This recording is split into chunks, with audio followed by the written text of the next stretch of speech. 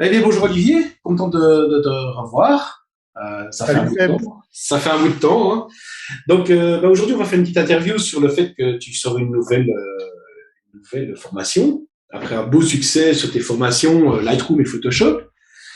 Et tu nous viens avec une formation sur quel thème finalement maintenant? Quel est ce thème?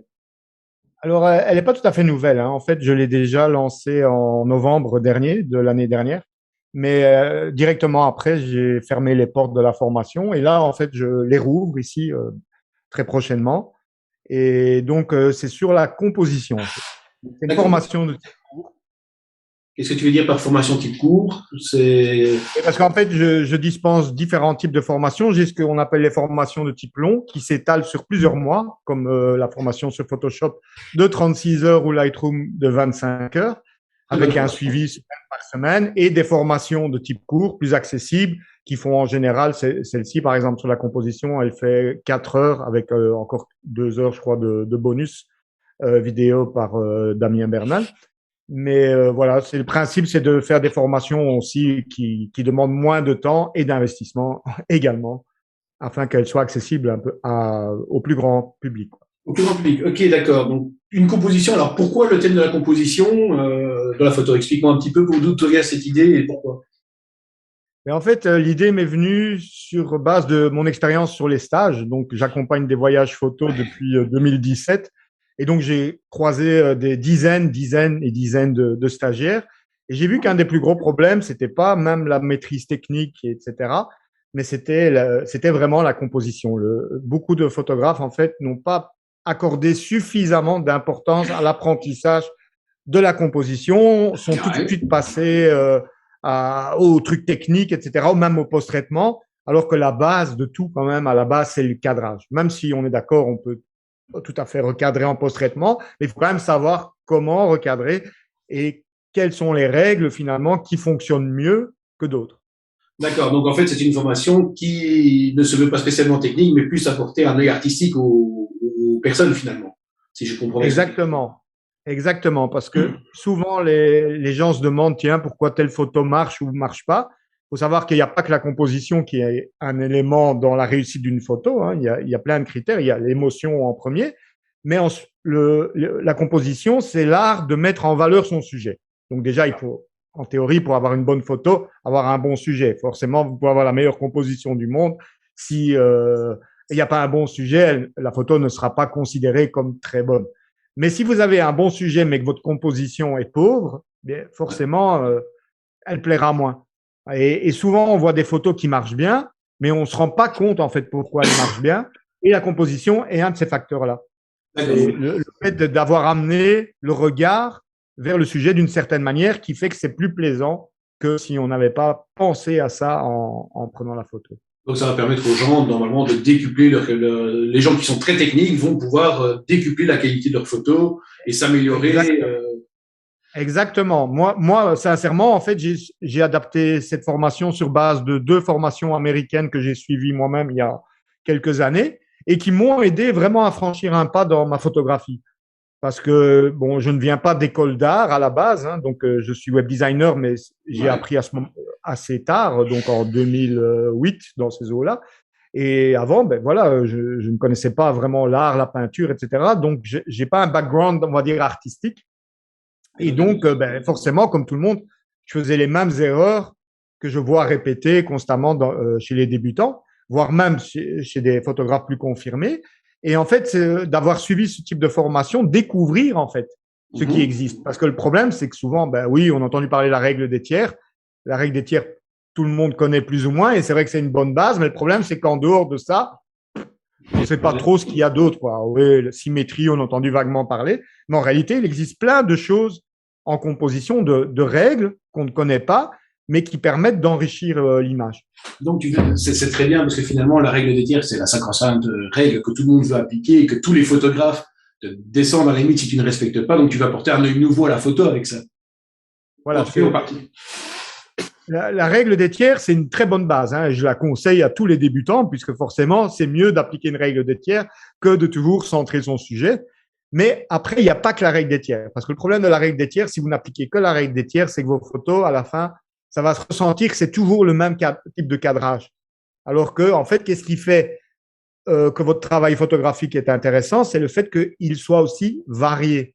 Et donc, vous allez une fois utiliser une spirale d'or, une fois une diagonale, une fois une baroque, une fois une symétrie centrale, parce que c'est pas parce qu'on vous a dit de pas centrer le sujet que des fois ça fonctionne pas. Des fois, ça fonctionne très bien de centrer le sujet. Il faut juste savoir quand il vaut mieux le faire ou pas. Et donc, c'est d'apporter donc une espèce de panoplie de règles, de les connaître, de les appliquer. Et ensuite, si on veut s'en affranchir, il n'y a aucun souci. Je conseille d'ailleurs aussi de briser les règles. Mais j'entends souvent dire, oui, mais les règles, il faut les briser. C'est facile à dire quand on ne les connaît pas. Ouais. Et c'est un peu tout. Voilà. Il faut bien se rendre compte que la composition, ça existe depuis des millénaires et que si ça marche dans l'art, la peinture, le cinéma, tout ce qu'on regarde actuellement comme séries, films, il y a des règles de composition qui sont appliquées et c'est pour ça que visuellement, elles sont attractives. Donc dire de manière un peu anarchiste, moi les règles, je m'en affranchis, ok, mais voilà, tu prends le risque voilà, de pas toujours réaliser les meilleures compositions. Et c'est toujours intéressant, ça c'est quelque chose de mon expérience personnelle. Des fois, je vais sur le terrain, encore il n'y a pas très longtemps, je suis allé en Hollande et je suis arrivé sur Keukenhof, c'est un lieu où on photographie les tulipes, et j'avais un peu du mal à trouver ma composition. Il y a tellement en fait de sujets, j'avais un peu du mal. Et puis il y a des jours comme ça où c'est humain, on sent pas la compo, quoi. On le sent pas. Eh bien, c'est à ce moment-là que revenir aux bases vous permet d'être sûr au moins de faire quelque chose de valable. Parce que parfois, on est bloqué dans sa créativité, on ne sait pas trop comment cadrer. Eh bien, à ce moment-là, repensez à toutes les bases que vous avez acquises et vous repartez, entre guillemets, c'est le cas de le dire, sur des bonnes bases pour éventuellement ensuite faire des choses plus. Quelque chose de ça. D'accord. Alors, donc tu as parlé d'une formation qui va durer 4 heures avec 2 heures de bonus de Damien Bernal dans la formation. Alors pour toi, tu parles beaucoup dans cette formation, j'ai eu la chance de pouvoir la suivre et de la regarder de fond en comble. Tu parles beaucoup du travail de recherche sur le terrain. Pour toi, quelle est cette importance de ce travail-là sur le terrain? Alors, pourquoi plutôt sur le terrain ou pourquoi pas spécialement? C'est dire, je fais derrière, je prends ma photo en gros et puis derrière, je la posterai. Quelle est pour toi l'importance justement de cette recherche terrain? Et c'est un peu ce que je montre. Je vais montrer la formation, ce sera plus parlant. Je vais partager mon écran.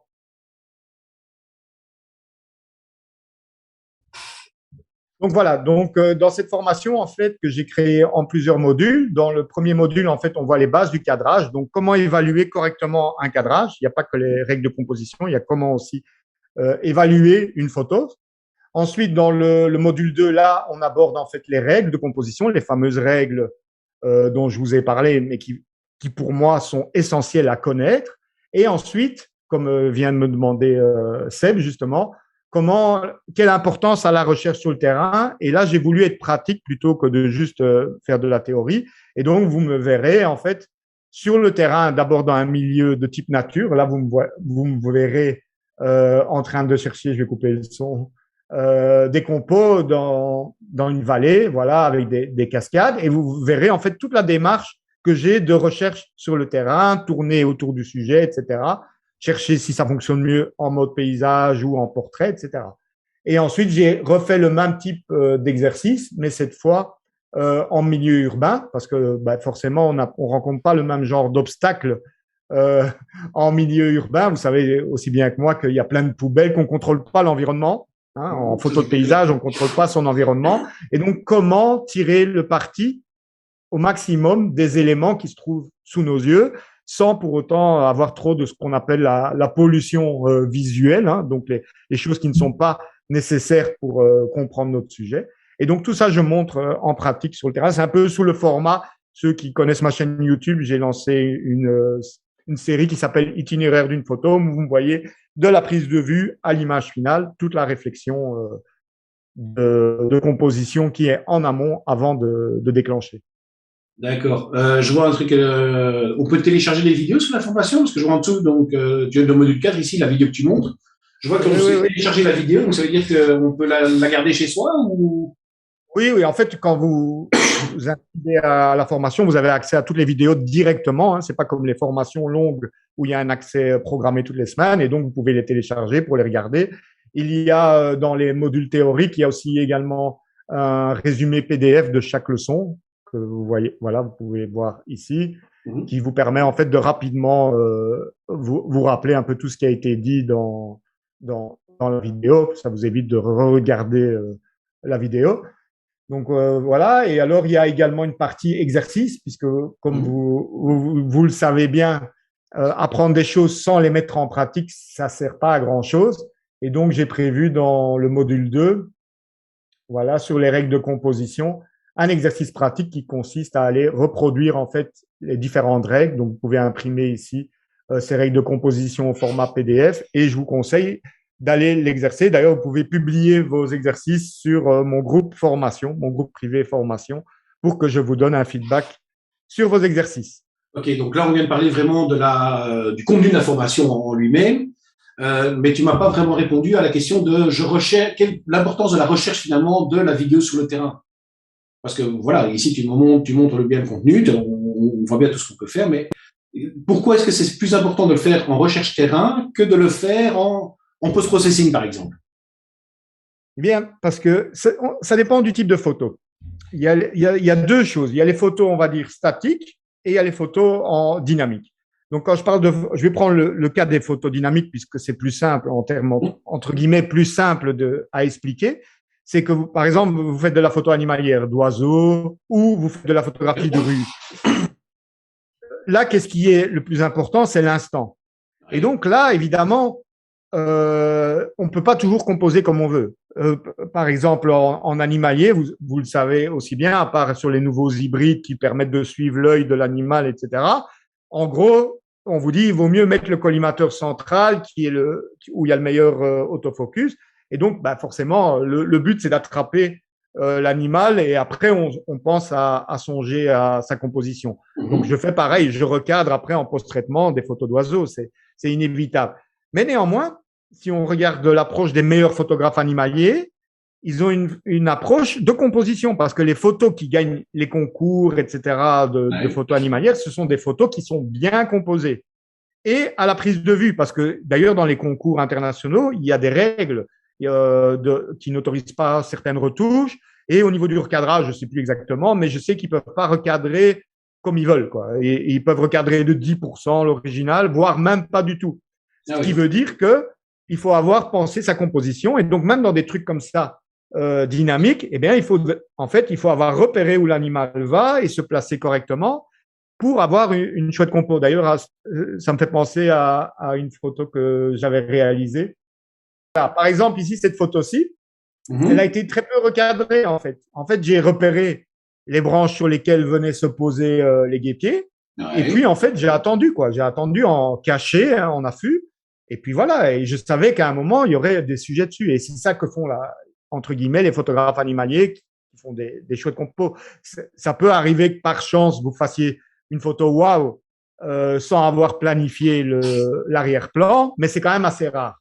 Cette photo, faut pas croire que c'était, je me suis pointé, j'ai vu les deux dames qui se tenaient comme ça. Non, j'ai vu l'allée. Je me suis dit, potentiellement, là, il y a quelque chose de bon. Et donc, j'ai attendu qu'il y ait des sujets qui passent dedans. C'est ce que font pas mal de photographes de rue. Donc, vous voyez, j'ai d'abord songé à la composition, et puis j'attends éventuellement qu'il y ait un sujet qui passe dedans. Ouais, donc il y a un travail préparatoire que tu fais.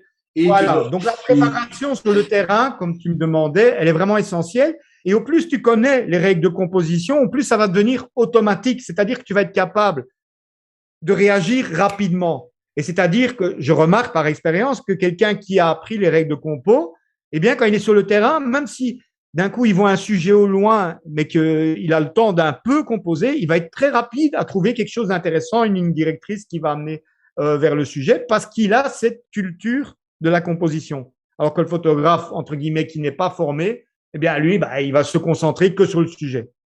D'accord. Donc, un photographe prévenu, averti, qui va voir les choses et va pouvoir se dire, je vais plutôt mettre le sujet quand il arrive à tel moment, j'ai déclenché, plutôt que de faire de mitrailler le truc. Voilà. Alors, comme on disait, c'est pas toujours applicable. Voilà, il y a des moments où là, je conseille toujours privilégier l'instant. Vaut mieux une photo mal cadrée et nette que bien cadrée et que vous avez raté l'action. Voilà. Mais après, quand c'est possible, d'ailleurs, j'applique cette stratégie en macro, puisque la macro, c'est quand même des papillons, etc. Ça Oui, bouge, quoi. c'est très, très Donc, image, hein. donc, je commence toujours par une première photo qui est pas super bien composée, mais au moins où j'ai un truc de valable, j'ai eu le sujet.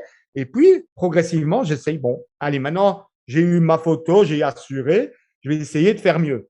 Et donc là, je commence à tourner autour de mon sujet. Hein. C'est vraiment ce que je recommande toujours, de tourner dans tous Mhm. les angles autour de votre sujet. Et petit à petit, j'essaie de me rapprocher de plus en plus, puisqu'une des règles de composition, c'est de mettre en valeur votre sujet. Alors, si votre sujet, il fait ça dans votre compo, hein, vous avez beau dire, oh, là, il y a un lion derrière le buisson, il n'y a que vous qui le savez hein, quand vous regardez la photo. Donc, Oui, la place du sujet dans la compo est importante. Donc, effectivement, on peut recadrer. D'ailleurs, les boîtiers récents nous permettent, grâce à des définitions vraiment importantes, du 45 mégapixels, voire du 61 chez Sony, vous avez une latitude de recadrage qui est beaucoup plus importante. Mais malgré tout ça, mhm. c'est toujours mieux d'avoir je conseille quand même d'avoir toujours le cadrage le plus optimal sans devoir trop recadrer. Parce que si, ben, on ne sait jamais, votre photo animalière, vous voulez un jour la présenter à un concours, ben, vous aurez le souci que vous ne respecterez pas les règles. Et secondo, en paysage, il n'y a pas tellement de raison de mal cadrer. Quand vous avez le temps, quand vous n'êtes pas dans une scène donc dynamique, hein, Ouais. eh bien, prenez le temps de soigner votre composition aux petits oignons. Donc pour toi, au niveau astuce, c'est l'astuce la plus importante pour toi dans la compo, c'est de prendre le temps, finalement. Le temps. Alors là, exactement. Là, tu as mis le doigt, l'œil sur Oui. un des trucs essentiels et qui, malheureusement, de nos jours, voilà, on manque tous de temps. Mhm. On en parlait encore juste avant le Zoom. Mais en compo, il n'y a pas de secret. Il y a certes, au plus vous allez connaître les règles de composition, plus vous allez être, on va dire, productif. C'est-à-dire que rapidement, vous allez trouver des lignes tout de suite parce que vous les voyez. Mais si vous n'êtes pas déjà avancé là-dedans, c'est normal que vous ayez besoin de temps. Ou sinon, qu'est-ce qui se passe? Qu'est-ce que je remarque dans mes stages? C'est une erreur que je vois très fréquemment posée. Je dépose les gens devant un spot avec le minivan. Hein, et Ouais. puis tout le monde sort son trépied et tout le monde fait la même photo. La même photo qui a été faite 1 milliard de fois par d'autres photographes sur Instagram. Il suffit de voir les spots connus. Et puis, quand ils ont fini, ils ont eu la belle lumière, etc. Ils disent, bon, on va manger. Et Ça, vous en mangez. ils n'ont même pas été voir parce qu'ils se disent bah, Olivier, il m'amène là, donc c'est bien. Alors, je ne vais pas mentir, le spot est bien. Mais moi, ce qui m'intéresse, c'est évidemment vous assurer d'abord, vous faites une photo, au moins que vous rentrez avec une belle photo, mais après, c'est d'aller Photomato, quoi. chercher, tourner autour de votre sujet. Bon, si c'est une colline, vous n'allez peut-être pas pouvoir faire le tour, mais chercher un avant-plan, varier la hauteur. Il faut savoir que 80% des gens, ils photographient à la hauteur des yeux. Donc, au final, vous avez une photo qui est 100% similaire à tout le monde, puisque tout le monde photographie quasi de la même manière. Je vais repartager vite mon écran. Je veux montrer par exemple cette photo de la colonne du Congrès qui illustre bien ce que je viens de dire. Comme vous pouvez voir, le sujet, la colonne du Congrès, bon, ben, c'est au milieu des bâtiments, etc. Mais vous voyez que là, par exemple, j'essaye d'inclure je me suis mis à ras du sol. Ben, c'est pas la photo que vous verrez tous les jours. Alors, je dis pas qu'elle est unique, que personne n'y a pensé, mais elle fera pas partie des 80% que vous voyez tout le temps de la colonne du Congrès. Elle fera peut-être partie des 10-15% qu'on voit un peu moins souvent. Et je dis pas qu'il faut faire toutes ces photos à ras du sol, mais pensez à varier la hauteur, que ce soit aller chercher éventuellement un point surélevé. C'est une des raisons pour lesquelles j'ai acheté un drone. C'est pour aussi pouvoir ramener des points de vue que je ne pouvais pas ramener parce que j'ai pas d'échelle avec moi. Et parfois, je mets le drone à 3 mètres de haut simplement pour avoir un autre angle de vue. Varier les focales. D'accord. Le fait d'utiliser un téléobjectif va vous permettre de compresser les plans, donc de faire en sorte que un autre bâtiment qui est beaucoup plus loin, il va donner l'impression d'être beaucoup plus proche, ce qui va faire quelque part une photo un peu plus unique, quoi. Donc l'idée en fait, Voilà. c'est de varier les plaisirs, entre guillemets, c'est de varier le point de Voilà. vue, de varier le matériel utilisé pour chercher une composition unique et pas ressemblable à monsieur tout le monde. Sur un spot, quand j'arrive que je ne connais pas, l'idéal, c'est de pouvoir revenir sur le spot. Parce que la première fois, ça doit être un peu le travail de repérage. Idéalement, vous n'arrivez pas quand il y a la superbe lumière. Hein, c'est trop tard. Donc, soit il faut venir beaucoup plus tôt, soit idéalement pouvoir revenir sur les lieux. C'est-à-dire que typiquement, une des astuces que je recommande, c'est de faire d'abord des photos au smartphone parce qu'on est beaucoup plus mobile C'est plus facile de vite déclencher comme ça, se mettre même à ras d'une flaque, que sortir tout le matos, mettre son boîtier dans l'eau, enfin bref. Et donc, après, regarder tranquillement ses photos sur son smartphone et dire ça fonctionne bien, ça fonctionne bien, ça fonctionne moins bien. Et savoir que quand il y aura les bonnes conditions, vous revenez et vous avez déterminé, OK, je vais tenter de réaliser cette compo-là, voire une deuxième. Le but, ce n'est pas de revenir avec une quantité de photos, mais avec une bonne photo. Quand vous avez Une une bonne qualité. photo d'un lieu, voilà, vous avez accompli le job. Mais ça, sans préparation, ça peut arriver, du bol, comme toujours, mais grosso modo, dans 80% des cas, si vous n'avez pas préparé votre compo, elle ne sera pas top. Vous allez voir après une même photo du même lieu, vous allez dire ah purée, merde, je ne savais pas que si j'allais plus à gauche, il y avait ça, ou je pouvais éviter tel problème. Ça, il n'y a qu'une seule façon de le voir sur le terrain, c'est de vous bouger.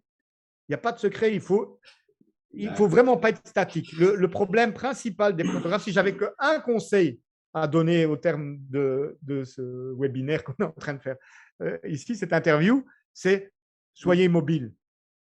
Allez voir en haut, en bas, à droite, à gauche. Si vous pouvez tourner autour du sujet en macro, je pense, parce que voilà, allez voir si de l'autre côté la lumière est pas mieux, si l'arrière-plan, etc. Donc, moi, je passe parfois sur un spot, ma femme, elle devient dingue, 1 heure sur un spot, enfin sur un sujet, quoi. Et je n'ai pas encore l'impression d'avoir fait le tour. Et c'est souvent le manque de temps qui fait que, ben oui, on est en famille, on a tout le monde qui nous attend derrière, donc ben, on compose vite fait, quoi. Combiner la Et donc, famille et la malheureusement. photo n'est pas toujours le plus simple, effectivement. Donc, en résumé, si vous n'avez pas beaucoup de temps, mais apprenez la compo. Parce qu'au plus vous allez être productif sur le terrain, apprenez à maîtriser votre boîtier, l'aspect technique. Donc, ça, moi, je ne le fais pas, mais il y a plein de formations qui vous permettent d'apprivoiser et maîtriser votre boîtier, quand même dans des situations sombres, nocturnes, vous savez régler votre appareil les yeux fermés. Et deux, connaissez bien les règles de composition. Pourquoi? Parce que du coup, vous n'avez pas beaucoup de temps, mais vous ferez quand même des bonnes photos parce que vous maîtrisez tout. Et donc, les gens ne doivent pas vous attendre 10 minutes que vous avez trouvé où est le bouton priorité à l'ouverture et vous avez raté d'abord 5 photos qui sont surexposées, etc. Donc voilà, ça c'est le meilleur conseil que je peux vous donner. Essayez de prendre le temps. Si vous ne pouvez pas prendre le temps, apprenez à maîtriser parfaitement votre boîtier et la composition. D'accord. À ce titre-là, on pourrait peut-être faire un petit exercice en direct. Hein, on a discuté de 2-3 photos tout Oui. à l'heure. Ça pourrait être un petit exercice en direct de parler un peu compo, mais sur du concret et sur des critiques photos. Donc, Voilà, donc là, tu vois encore mon écran? je revois ton écran, effectivement, tu es rentré dans Lightroom. Voilà, donc là, c'est 2 photos que Seb m'a envoyées, qui m'a demandé de commenter un petit peu. Donc ça, ce sont mes photos. Après, je vous montrerai 2 autres photos de Seb qui a eu le courage de se faire critiquer, entre guillemets, Et en live. par mes soins. Mais voilà, donc par exemple ici, vous voyez clairement que j'ai cherché énormément sur ce lieu. Il ne faut pas croire que je suis arrivé et que tout de suite, j'ai vu ça comme ça. Hein. J'ai d'abord vu l'escalier, c'est dans un restaurant à Lanzarote, donc c'est un restaurant, donc il faut bien vous imaginer le contexte, vous ne faites pas ce que vous voulez, etc. Mais voilà, j'ai tourné, je suis monté en haut, voir ce que ça donne d'en haut, j'ai des photos d'en haut, d'en bas, etc. Et puis par hasard, en essayant ce type de cadrage, j'ai vu l'ombre de la personne qui passait. Alors l'ombre que vous voyez, c'est ma femme, puisque évidemment, je n'ai pas su capter l'ombre au moment où les gens passaient, mais j'ai compris que potentiellement, ça pouvait être intéressant. Et donc, j'ai demandé à ma femme, je l'ai fait faire descendre 2-3 fois l'escalier pour capturer ce moment dans l'ombre. Et donc là, là, en fait, j'ai repris le travail de l'architecte. Hein. L'architecte a conçu cet escalier en spirale. Donc, c'est ce qu'on appelle une spirale d'or. Hein. Vous avez donc vraiment ici le point de départ de la spirale et qui amène ensuite vers votre sujet. Et donc là, il y avait un vide. Et c'est là que, entre guillemets, c'est bien de s'inspirer du travail des architectes, puisqu'il faut savoir que les architectes utilisent la composition. Mais au final, vous n'apportez pas grand-chose en plus si vous reprenez juste son travail. C'est comme si vous photographiez une peinture. Ah bah oui, la peinture, elle est belle, elle est bien composée, mais vous n'apportez rien en faisant une photo d'une peinture. Donc là, ce que moi j'ai essayé en tant que photographe, c'est ajouter quelque chose pour que ça devienne, entre guillemets, ma photo. Donc je me sers de l'excellente composition de l'escalier, mais ensuite je viens placer, moi, un sujet sur ce qu'on appelle un point de force de ce type de composition. D'accord. Et donc Donc ici, voilà, donc, on ça a c'est un peu l'esprit. une composition en spirale d'or, c'est ça? Ouais, c'est ça. Alors, ici, c'est une photo en Toscane, la fameuse villa de Gladiator, pour ceux qui connaissent, à J'adore ça. Pienza. Et donc là, ben justement, c'est une bonne illustration de ce dont on venait de parler. En fait, si cette photo-là, je ne sais plus exactement, je n'ai pas les exifs, je pense, ici, mais ça a été pris au téléobjectif. Et là, je pense que ça doit être du style du 300-400 mm. Donc, a priori, ce n'est pas le genre de focale auquel on pense pour faire du paysage. J'allais Et dire, du donc, 400 mm en paysage, ça surprend. voilà. Et c'est ce qu'on discutait précédemment. Cette Villa Gladiator, il y a un autre angle de vue qui est hyper connu. D'ailleurs, vous ne reconnaîtriez même pas que c'est le même endroit. Moi-même, dans mes photos, je n'avais pas reconnu que c'était cette villa dont tout le monde parle, parce que je l'ai prise d'une manière un peu inhabituelle. Donc, le fait d'avoir… Tout le monde ne pense pas à faire du paysage avec du téléobjectif. Et donc, vous allez avoir une compression des plans, ce que j'avais expliqué. Donc, vous voyez les collines qui sont au fond. En réalité, elles sont beaucoup plus distantes.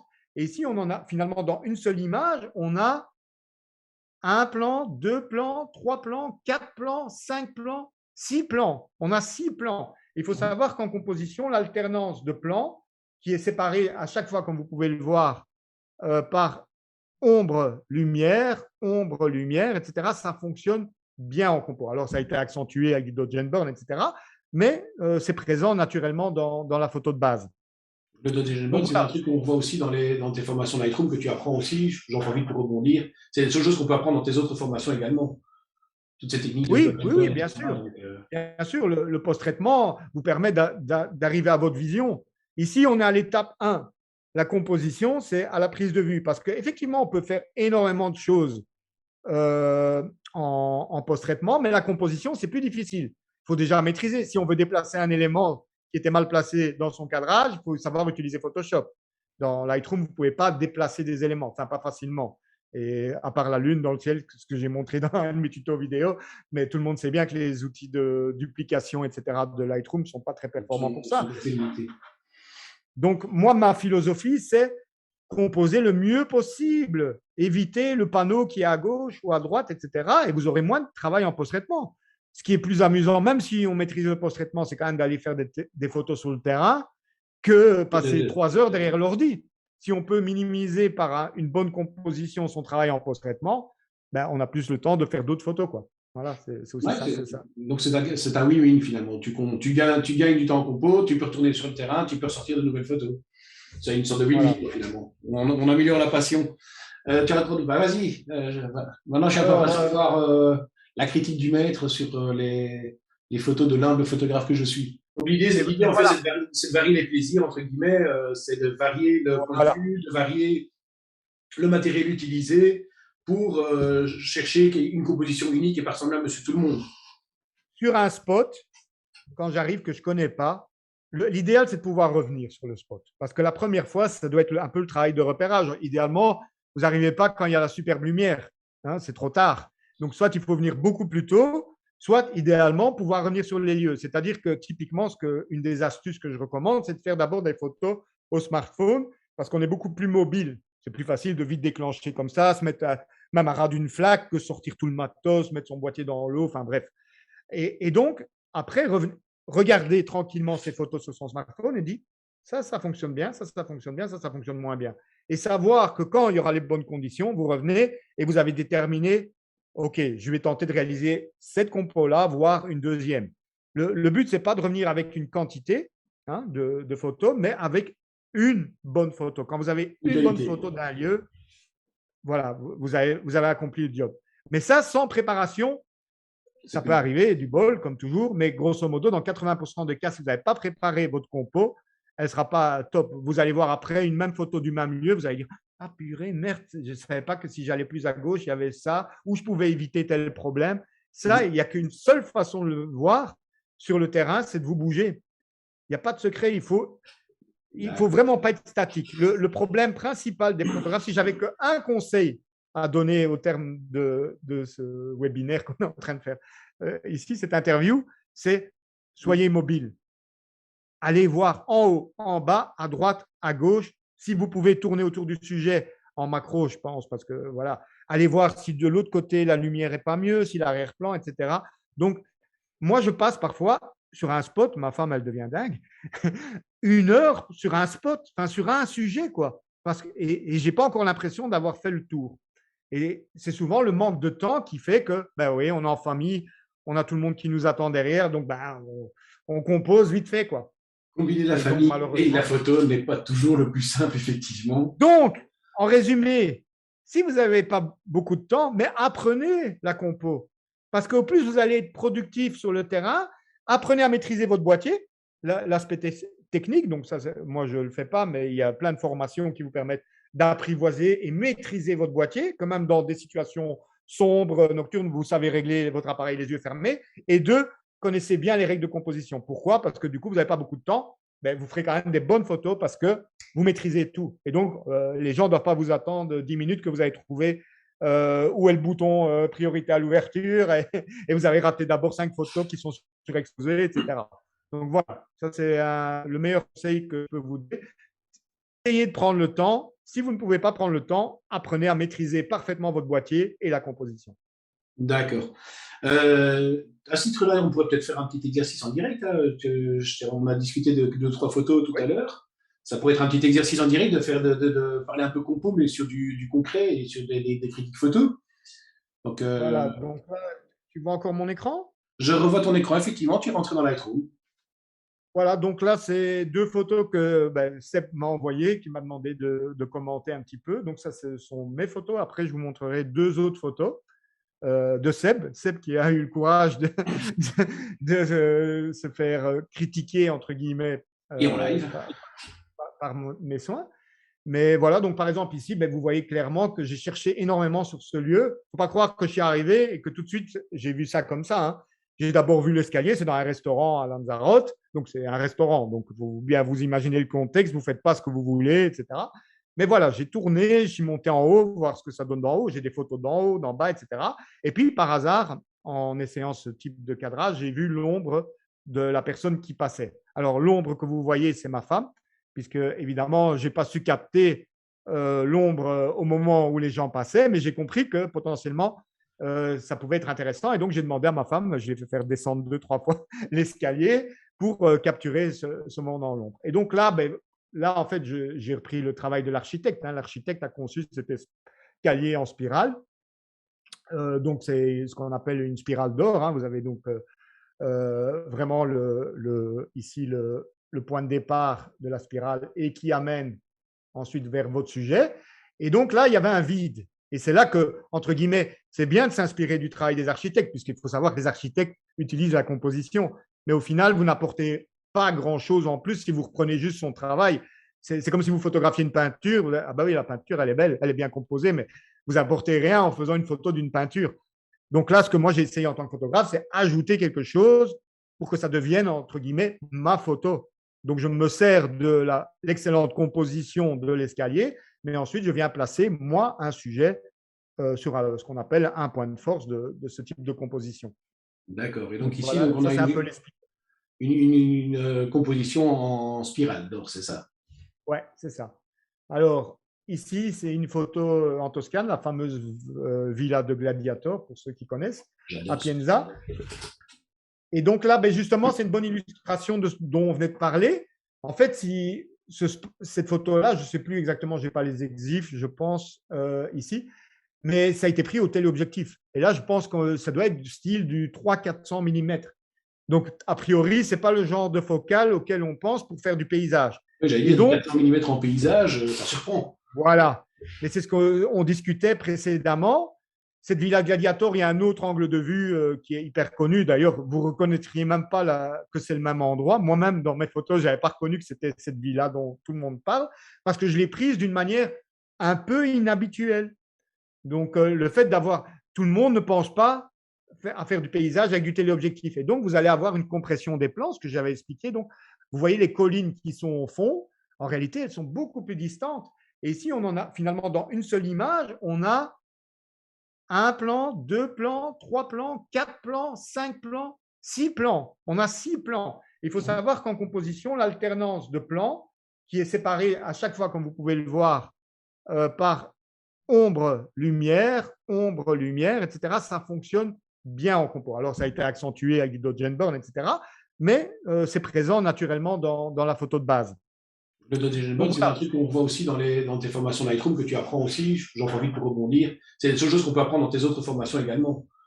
Toutes ces techniques de oui, dot to oui, dot, oui, bien etc. sûr. Donc, Bien sûr, le post-traitement vous permet d'arriver à votre vision. Ici, on est à l'étape 1. La composition, c'est à la prise de vue. Parce qu'effectivement, on peut faire énormément de choses en post-traitement, mais la composition, c'est plus difficile. Il faut déjà maîtriser. Si on veut déplacer un élément qui était mal placé dans son cadrage, il faut savoir utiliser Photoshop. Dans Lightroom, vous ne pouvez pas déplacer des éléments, enfin pas facilement. Et à part la lune dans le ciel, ce que j'ai montré dans un de mes tutos vidéo, mais tout le monde sait bien que les outils de duplication, etc. de Lightroom ne sont pas très performants pour ça. Donc, moi, ma philosophie, c'est composer le mieux possible, éviter le panneau qui est à gauche ou à droite, etc. Et vous aurez moins de travail en post-traitement. Ce qui est plus amusant, même si on maîtrise le post-traitement, c'est quand même d'aller faire des photos sur le terrain que passer 3 heures derrière l'ordi. Si on peut minimiser par une bonne composition son travail en post-traitement, ben, on a plus le temps de faire d'autres photos, quoi. Voilà, c'est aussi simple que ça. Donc, c'est un win-win finalement. Tu gagnes du temps en compo, tu peux retourner sur le terrain, tu peux ressortir de nouvelles photos. C'est une sorte de win-win voilà. Finalement. On améliore la passion. Tu as trop de... Vas-y. Maintenant, je suis à savoir la critique du maître sur les photos de l'humble photographe que je suis. Alors, ici, c'est une photographie du bois de Halle, hein, que beaucoup de gens commencent à connaître. Je vais prendre la notation, comme ça je peux vous… Tout d'abord, c'est déjà une photo qui fonctionne bien. Alors, je ne sais pas si elle avait été recadrée. Il n'y a que toi qui peux me le dire. Recadrage, non, il n'y a pas eu de recadrage. Donc, ou peut-être très léger pour enlever une ouverture qu'il y avait sur le bord à droite. Qui a tiré le regard. Oui, alors il faut être conscient aussi, d'ailleurs, dans une des astuces vidéo que je mets sur ma chaîne YouTube, il y a des choses qu'on ne voit pas sur le terrain. Vous êtes parfois sur un petit écran en pleine lumière. Là, dans la vidéo dont je vous parle, je suis à ras du sol. Je ne vois pas bien ma compo. Donc, forcément, il y a des choses on voit après en grand sur l'ordi. Hein, ça arrive à tout le monde. Mais donc ici, qu'est-ce qu'on a? On a une belle diagonale. Hein, vous voyez, je la trace ici, qui vous amène vers la lumière. Donc ça fonctionne bien en compo. Donc, il faut savoir que la photo, c'est 2D. C'est en 2 dimensions. Et donc, vous devez essayer de rendre un aspect 3D pour créer ce qu'on appelle de la profondeur. Ici, Seb y est bien arrivé. Pourquoi? Comment on comprend qu'il y a de la profondeur? Mais simplement parce qu'en fait, l'arbre de devant, il est plus grand. Et puis, progressivement, les arbres deviennent plus petits. C'est un des principes de composition, de créer en fait une relation de distance entre les éléments qui donne une impression de 3D. Donc ça, ici, c'est bien construit pour donner cette impression.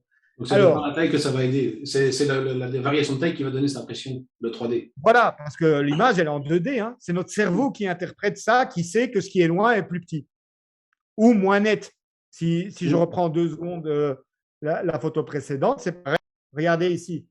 On est de plus en plus clair vers l'arrière. Parce qu'une erreur que beaucoup de photographes font aussi maintenant, c'est avec l'obsession de la netteté. Ils veulent que tout soit net du premier au dernier plan. Si ici, je mets au fond autant de netteté qu'à l'avant-plan, ça ne paraît pas naturel. Parce que c'est logique. Le cerveau comprend que ce qui est plus flou, c'est plus loin. Et donc, vous perdez de la profondeur en voulant tout faire net. Alors, je ne dis pas que votre photo ne doit pas être nette, mais il doit avoir des degrés de netteté. C'est des choses que j'explique dans ma formation en Photoshop. On met de la netteté à 100% sur le sujet, puis à 90, 70, etc. sur ce qui doit l'être moins. Oui, ça donne de la profondeur à l'image, effectivement. Exactement. Exactement. Alors, ici, pour quand même donner mon avis sur la photo, la diagonale amène vers la lumière. Maintenant, il y a 2 petites choses qui me dérangent un petit peu au niveau de la composition. Il faut savoir que… Et oui, il y a toujours des petits trucs qui me dérangent. Il faut savoir que l'œil est attiré par 3 choses principales en photographie. Oui. Réfléchissez 2 secondes. Alors, il y a ce qui est net. Ce qui est flou. Ce qui est par inverse, ce qui est flou. Non, l'œil n'est pas attiré par ce qui est flou. Il est attiré par ce qui est net dans le flou. Par ce qui est lumineux et par ce qui est coloré, saturé. Donc, dans cette photo, on comprend que la netteté est plus ou moins homogène. Il y a juste le fond qui est flou. Donc, c'est bien, notre regard est attiré sur les troncs d'arbres. Au niveau de la couleur, la saturation, c'est surtout sur le mauve et un peu les feuilles ici, hein, qui attirent l'attention. Ce qui est bien, puisque ça va dans la direction du sujet, qui est en finalité la lumière au bout de la diagonale. Mais ici, voilà. Ici, en bas à droite, on a une zone de lumière qui attire très fort le regard. Si je dézoome… Tu es trop zoomé. Ah, tu dézoomes? Oui, ouais. D'accord, excuse-moi, j'avais pas compris que tu voulais en venir comme ça. Ouais. Cette zone ne dessert pas vraiment le sujet, puisque ça attire l'œil quoi dans le coin. Alors que le but de la diagonale, c'est d'amener ici, au bout de la diagonale. Donc, idéalement, il faudrait assombrir ici cette zone un petit peu, assombrir ici cette zone et ajouter éventuellement un halo de lumière ici au bout. Ça fonctionnerait encore mieux. C'est une bonne. Et comme je le disais, la lumière, la signature. La signature, elle est blanche. Elle attire à fond le regard. C'est un des premiers trucs que j'ai regardé. Donc, effectivement, c'est très bien de signer ces photos. D'ailleurs, il y a des débats là-dessus. Je ne veux pas rentrer dans ce débat parce que c'est chacun fait comme il le sent. Mais à partir du moment où la signature attire trop le regard par rapport au sujet, là, ça pose un peu de problème. Et ici, dans ce cas-ci, ça m'a tout de suite interpellé. Contrairement à la photo suivante qu'on va voir, cette photo est plus ancienne, hein, c'est ça que tu m'as dit. Cette photo, oui, c'est de 2017, 2018, je sais plus. Voilà. Là, c'est une photo plus récente. Et là, ta signature qu'on voit ici en bas, ouais, elle est beaucoup plus discrète. Donc, c'est ce que je vous incite à faire. Si vous voulez signer vos œuvres, parce que vous estimez que c'est une bonne chose, faites-le, mais pas au détriment de l'appréciation de votre photo et de la distraction, en fait. Et donc là, c'est beaucoup plus discret. Voilà, ça c'est aussi un petit conseil que je vous donne. Si vous signez vos photos, faites en sorte que c'est pas le sujet de votre photo, c'est pas vous, hein, c'est la photo quand même. Ah oui, tout à fait. Donc ici, ça c'est semaine passée, celle-là, la photo shooting bois de Halle, le chien d'un voilà. Alors, dans l'appréciation de cette photo, est-ce que le sujet y est? Oui, le sujet, il y a l'œil, il y a la catchlight, donc la petite tache de lumière dans l'œil, tout ça c'est nickel. Alors, en termes de composition, c'est pas mal, on est quasi sur une règle des tiers. Hein. Donc, si j'affiche les règles de composition dans Lightroom, voilà, hop, je l'ai passé, je vais trop vite, j'appuie sur O. Hein. Vous voyez que l'œil est presque sur le point de force supérieur droit. Donc, il ne faut pas toujours chercher non plus à être parfait sur une règle des tiers. Pourquoi? Parce que sinon, là, si vous faites chaque fois des photos parfaites, ça va se ressentir dans une série.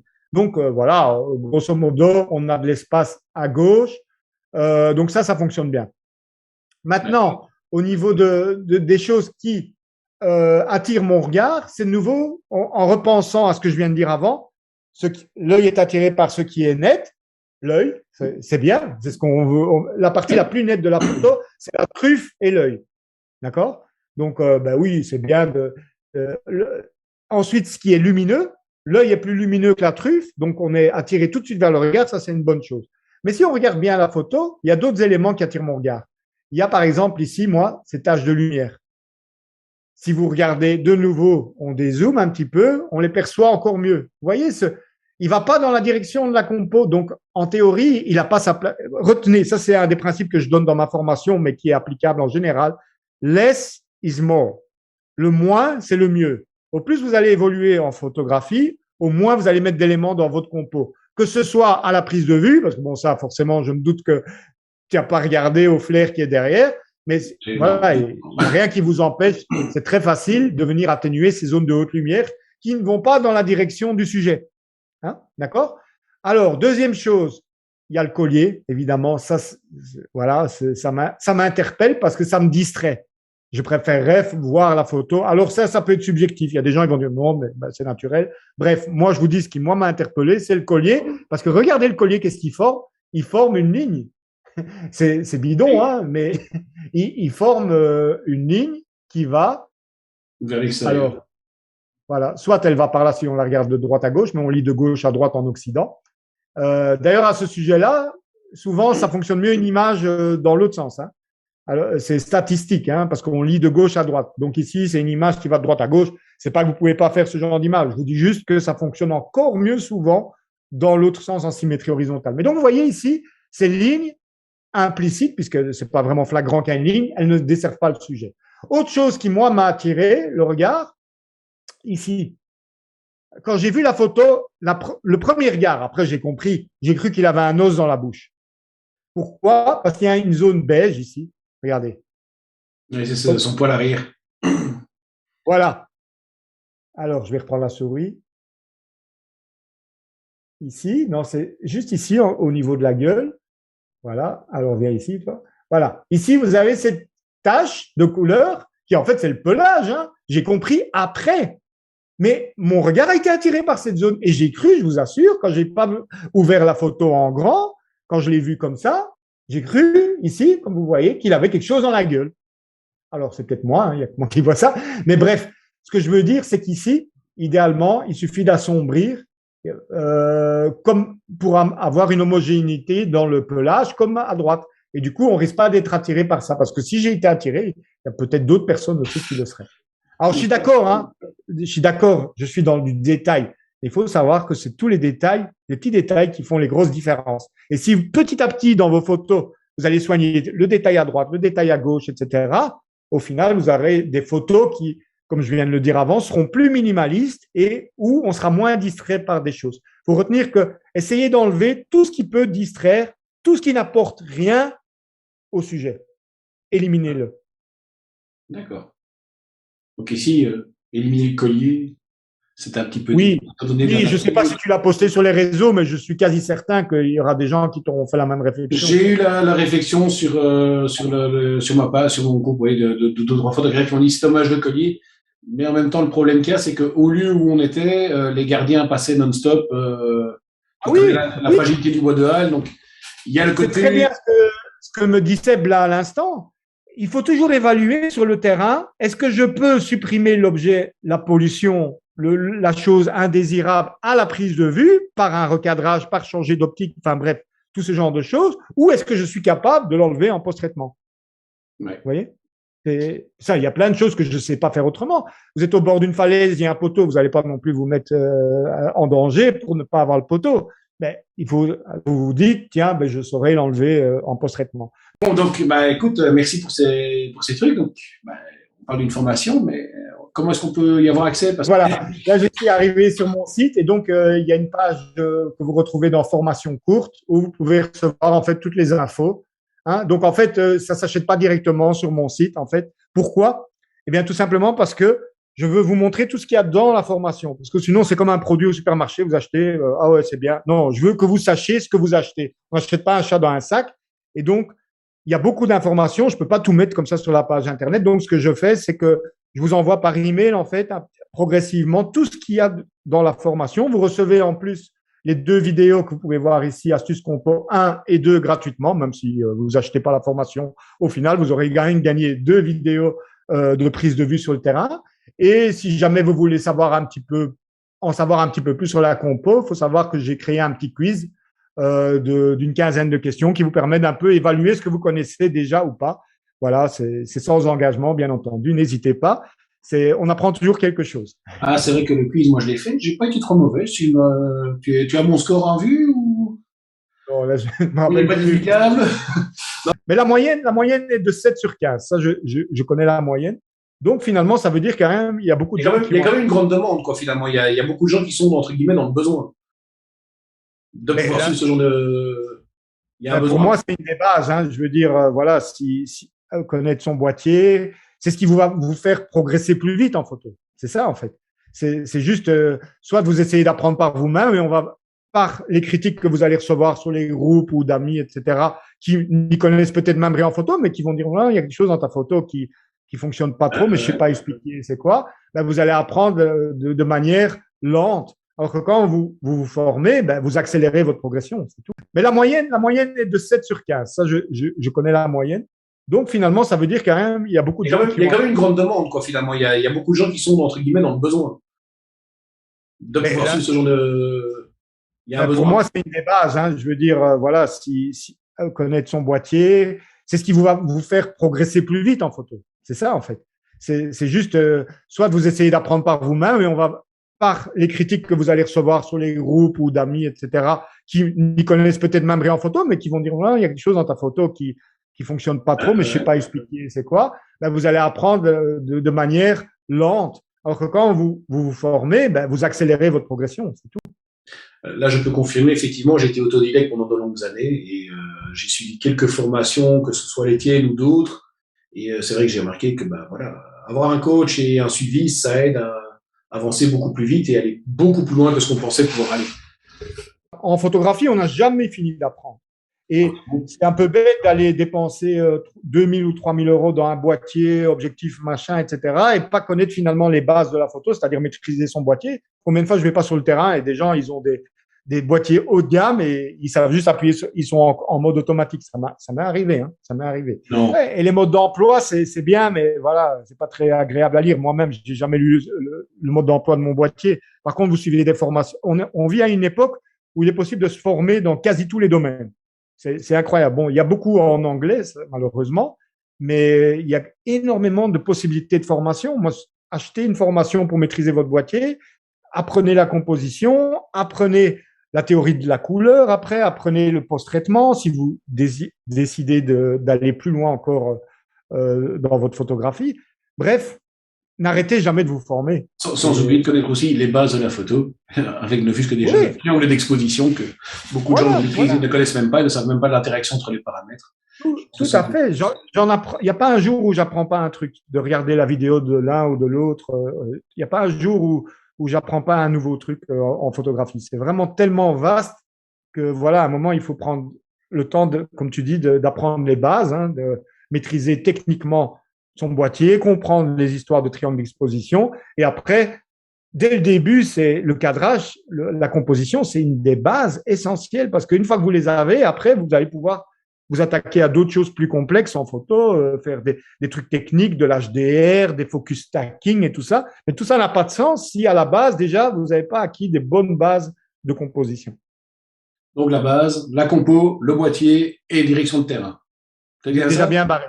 Vous êtes déjà bien barré si vous maîtrisez ces deux choses-là. Ça va. Bah, écoute, je te remercie pour le temps passé pour cette interview, Ellie. Ça m'a fait plaisir de te revoir. Ça fait un bout de temps qu'on ne s'était pas vu non plus. Et je te dis à très bientôt pour la suite de nouvelles aventures. Ça va? Avec plaisir.